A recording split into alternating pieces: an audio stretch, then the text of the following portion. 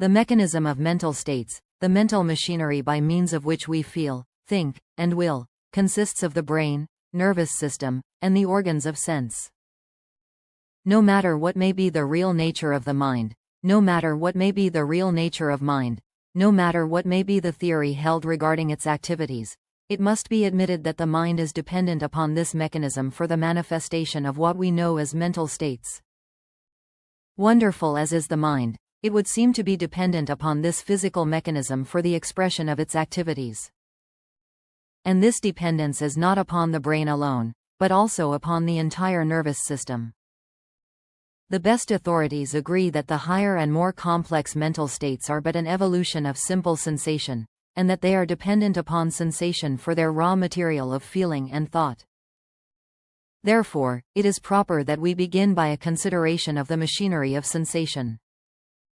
This necessitates a previous consideration of the nerves. The nerves. The body is traversed by an intricate system of nerves, which has been likened to a great telegraph system. The nerves transmit sensations from the various parts of the body to the great receiving office of the brain. They also serve to transmit the motor impulses from the brain to the various parts of the body, which impulses result in motion of appropriate parts of the body. There are also other nerves with which we have no concern in this book, but which perform certain physiological functions, such as digestion, secretion, excretion, and circulation. Our chief concern, at this point, is with the sensory nerves. The sensory nerves convey the impressions of the outside world to the brain. The brain is the great central station of the sensory nerves, the latter having countless sending stations in all parts of the body, the wires terminating in the skin. When these nervous terminal stations are irritated or excited, they send to the brain messages calling for attention.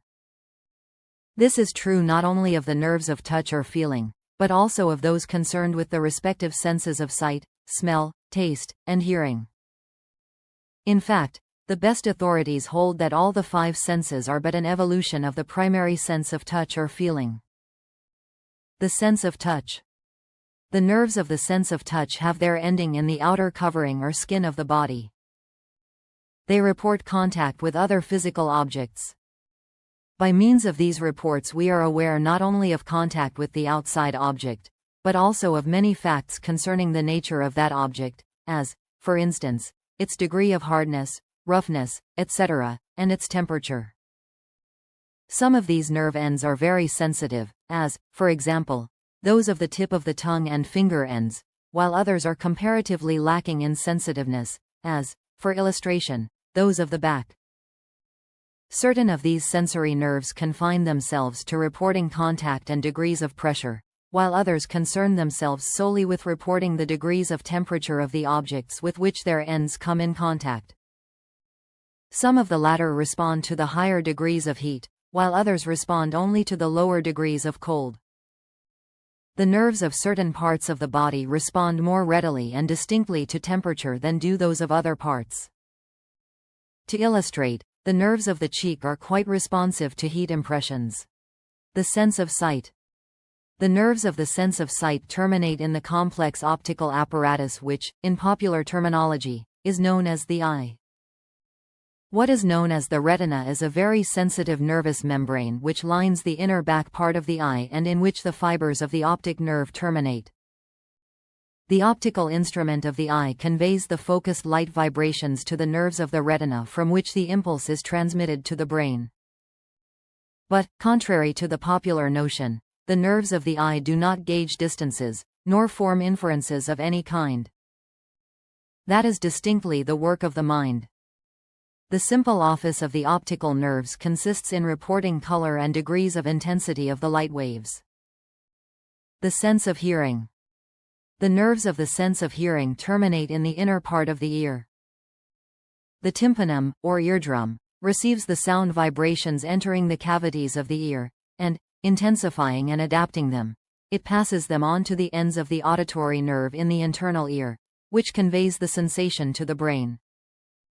The auditory nerve reports to the brain the degrees of pitch, intensity, quality, and harmony, respectively, of the sound waves reaching the tympanum. As is well known, there are certain vibrations of sound which are too low for the auditory nerve to register, and others too high for it to record. Both classes, however, capable of being recorded by scientific instruments. It is also regarded as certain that some of the lower animals are conscious of sound vibrations which are not registered by the human auditory nerves. The sense of smell. The nerves of the sense of smell terminate in the mucous membrane of the nostrils.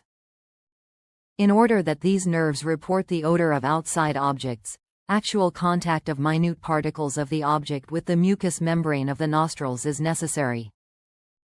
This is possible only through the passage through which the nostrils of air containing these particles. Mere nearness to the nostril will not suffice.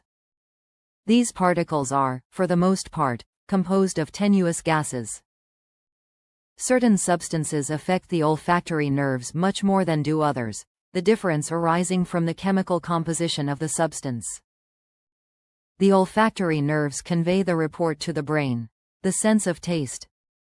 The nerves of the sense of taste terminate in the tongue, or rather in the tiny cells of the tongue which are called taste buds.